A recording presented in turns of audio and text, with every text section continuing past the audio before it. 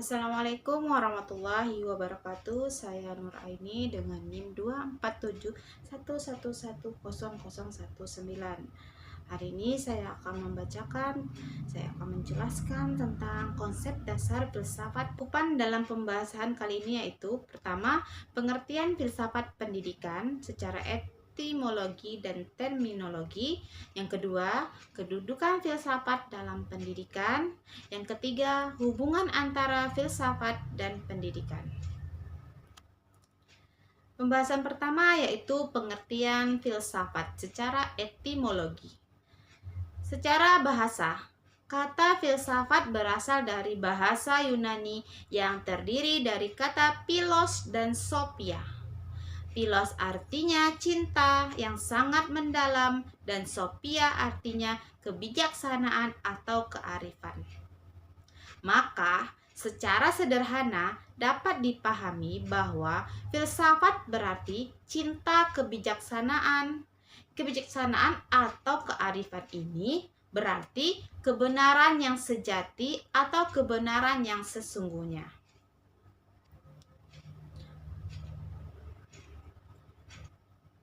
Maka filsafat biasa filsuf disebut dengan lover of wisdom, itu pecinta kebijaksanaan. Kemudian selanjutnya dari sisi terminologi. Ghazalba menurutnya filsafat adalah hasil kegiatan yang berpikir radikal, sistematis, dan universal. Menurut Mahmud, filsafat adalah suatu aktivitas manusia yang mempergunakan akal pikiran sebaik mungkin untuk mengetahui dan menjawab secara mendalam segala persoalan. Dari sini kita mengetahui bahwa alat pertama dalam berfilsafat yaitu akal pikiran. Sehingga untuk mengetahui dan menjawab secara mendalam segala persoalan, sehingga menimbulkan kebenaran-kebenaran, mencari kebenaran-kebenaran.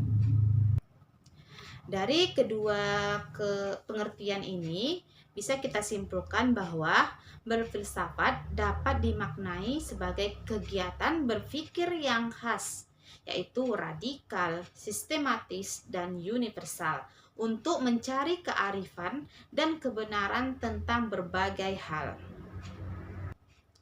Singkatnya, selagi ada orang yang berpikir, selagi ada orang yang mencari kebenaran, disitulah filsafat akan berjalan. Seperti misalnya tentang manusia, itu ada ilmu tentang psikologi, atau tentang makhluk hidup, itu ada ilmunya biologi.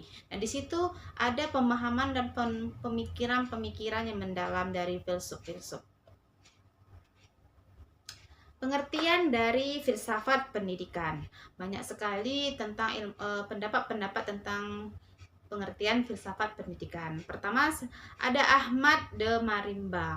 Menurut Ahmad, filsafat pendidikan adalah suatu pemikiran secara mendalam dan sistematis tentang masalah-masalah pendidikan. Menurut Imam Barnadib, filsafat pendidikan adalah ilmu yang pada hakikatnya merupakan jawaban-jawaban pandangan dalam lapangan pendidikan dan merupakan suatu penerapan analisa filosofis terhadap lapangan pendidikan. Serta menurut Ramayulis, filsafat pendidikan adalah pemikiran yang rasional, mendalam, sistematis, universal, dan spekulatif tentang pendidikan. Lalu, di manakah kedudukan filsafat dalam pendidikan? Nah, filsafat sebagai landasan atau dasar dari pendidikan. Lagi orang itu berpikir tentang pendidikan, tentang mengamati tentang pendidikan, dia akan berlandasan dengan filsafat pendidikan. Hubungan filsafat dan pendidikan. Nah, hubungan filsafat itu ada dua hubungan, yaitu ada fungsional dan suplementer. Kita bahas dulu tentang hubungan fungsional. Ada hubungan fungsional ini ada 3. Yang pertama yaitu filsafat dalam arti analisa merupakan salah satu pendekatan yang digunakan oleh para ahli pendidikan dalam memecahkan problematika pendidikan dan menyusun teori-teori pendidikannya, di samping menggunakan ilmu yang lain.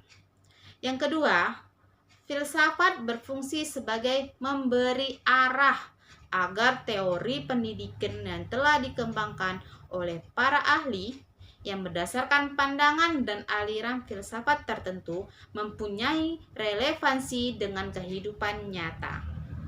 Yang ketiga, yaitu filsafat termasuk juga filsafat pendidikan juga mempunyai fungsi untuk memberikan petunjuk dan arah dalam pengembangan teori-teori pendidikan menjadi ilmu pendidikan.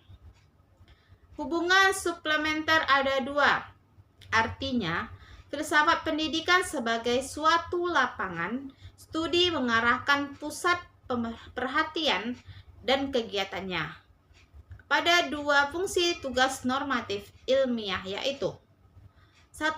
Merumuskan dasar-dasar dan tujuan-tujuan pendidikan, konsep tentang hakikat manusia, serta konsepsi hakikat dan segi-segi pendidikan, serta isi moral pendidikan.